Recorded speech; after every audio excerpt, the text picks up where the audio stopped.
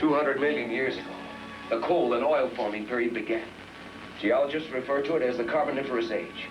It was the age of insects. Giant dragonflies, 2 feet in wingspread. All kinds of insects, mammoth in size. You mean the parasites come from the Earth? They've survived in the Earth all this time? Death. Oh, death.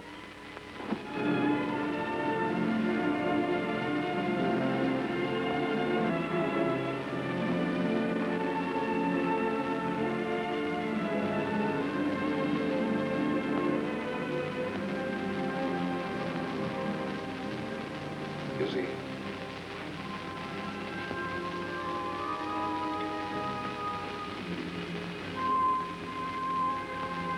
And it's not a spaceship. It's from below. Put me through to the governor's office in the state capitol.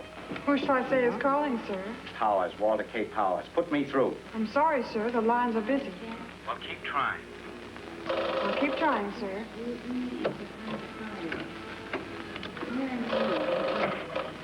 Operator? I'm sorry, sir. That lines are busy. The governor should have called hours ago. There's no doubt in his mind as to the urgency of my wire. Are you sure it was sent? Positive, that is.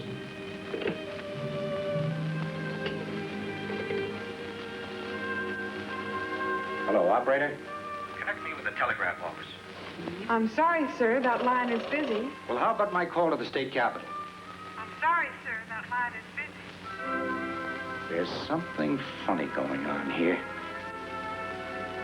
Hello, operator? Connect me with the water commissioner's office. I'm sorry, sir. That line is busy. All right, operator. Thank you. Well, that does it. They've got communications tied up.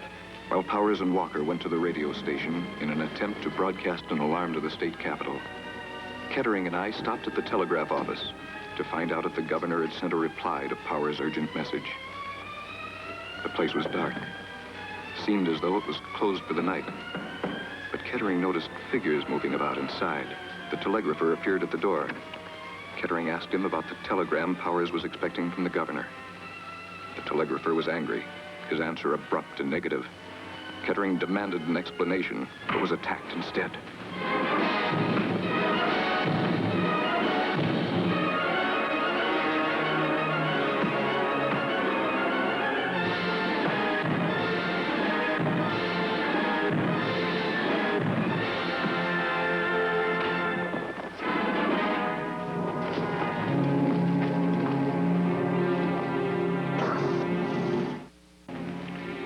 This is Walter K. Powers in Riverdale. This message is directed to anyone outside the Riverdale area who can hear my voice. I repeat, this message is directed to anyone outside the Riverdale area.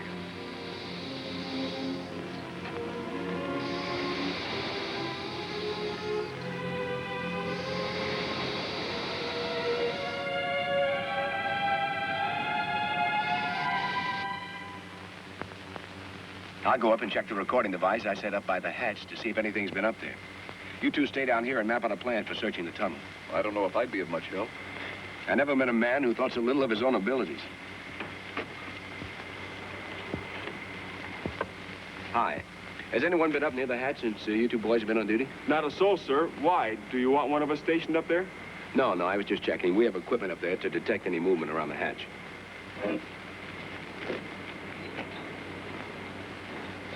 No one's been up there, sir. You can be sure of that.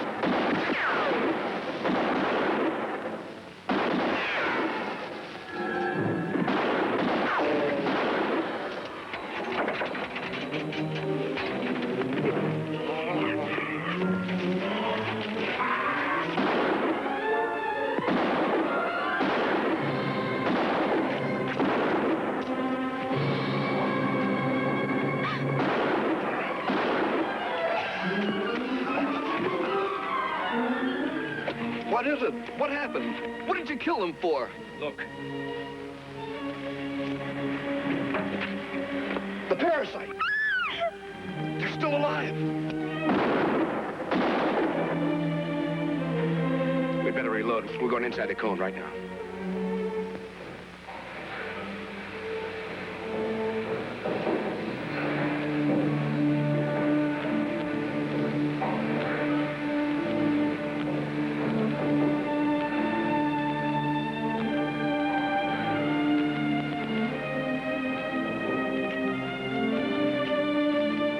Where's Kettering and young Cameron? Went inside the cone. What?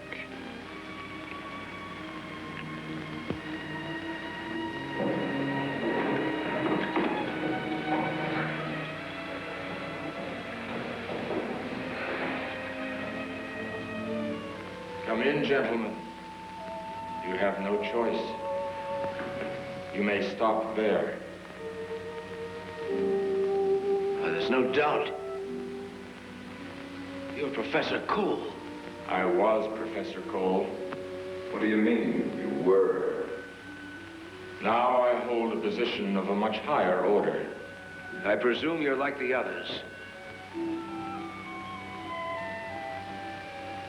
No will of your own. You take your orders from that thing on your back. There is nothing on my back. That's what it tells you. And these glass pillars. There's nothing in them, I suppose. You speak directly to me. We are in complete harmony. We are inseparable. There is no conflict of purpose here as there is among mankind. We will not engage in combat. No violence of any kind. Why should we? When we can scatter quietly like seeds in the wind. Like some vile plague from the corruptions of the earth. Our social order is pure, innocent. It has the exactitude of mathematics. We shall force upon man a life free from strife and turmoil. Ironic that man should obtain his long-sought utopia as a gift rather than as something earned. Speak in riddles. How many more are there in your world? We that you see here are the founders. Though few in number, we shall organize man to aid us in bringing the others to the surface. It will take time. But we have learned patience in 200 million years. We are not so well adjusted. We've reached the end of our patience. Your flesh and blood. Drop him. I say drop him.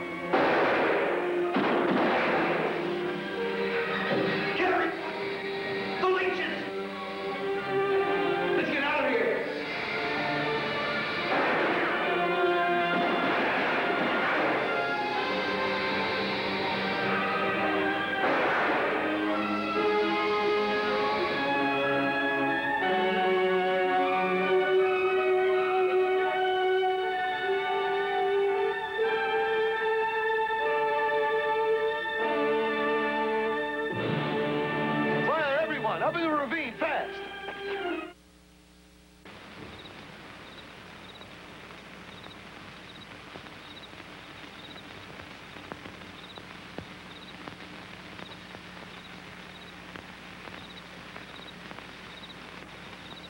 What are they waiting for?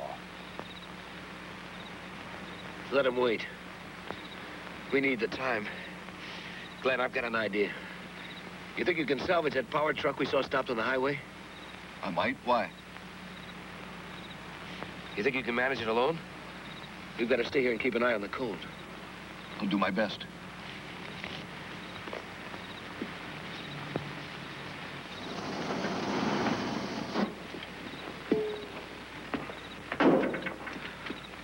What's that thing? It's a harpoon gun, more or less. Air pressure type. Power company uses it to get their lines over difficult terrains.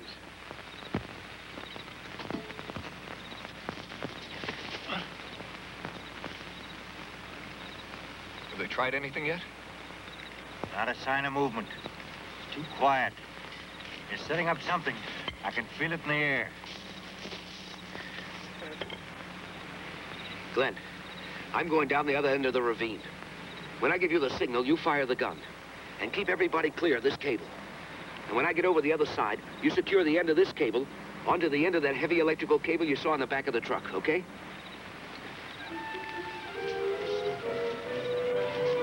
Kettering reached a point directly on the opposite side of the ravine and signaled for me to fire the harpoon gun.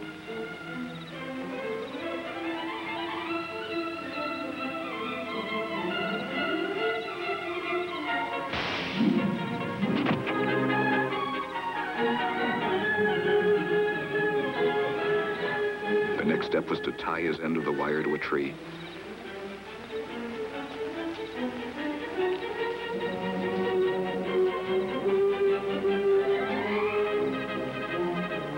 I wasn't sure of Kettering's plan, but followed his instructions nevertheless.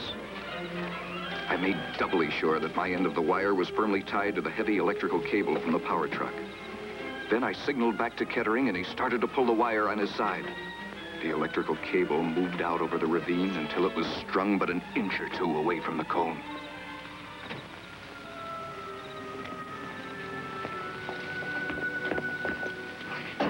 What is all this, Kettering? What's your plan? You see those lines on top of that high-tension tower? What about them? Those lines carry anywhere from 60 to 80,000 volts. They'd like nothing better than an easy path to ground. If it did, you'd see some pretty fancy fireworks. The kind that kills. You're going to feed the current in that cone. Sounds good. There's just one thing. What's that? Who's going up there and splice that cable onto it?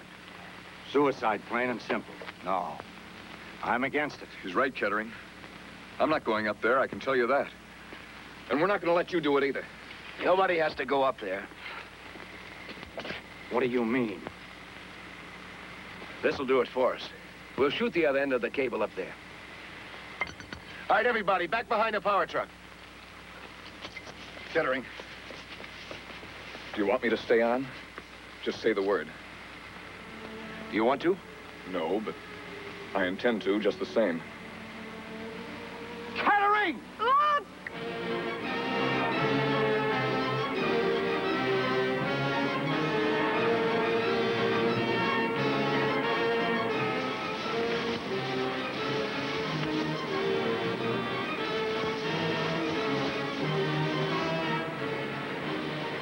Paul, you must listen to me. What I have to say means everything to me. Alice, whatever you have to say, it's not of your own making. No, Paul, you're wrong. I know what you're thinking, but you're wrong.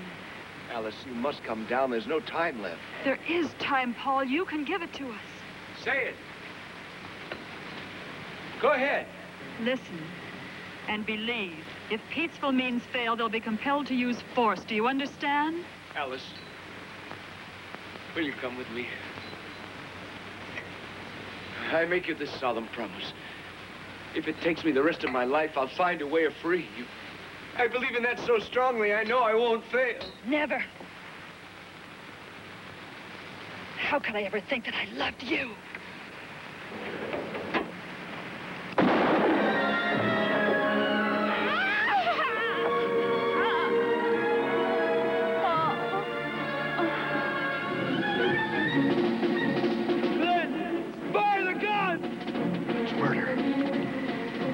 Is dead. He gave the order. Fire the gun. I can't. Now, you listen to me. Either fire that gun or give it to me. Fire the gun!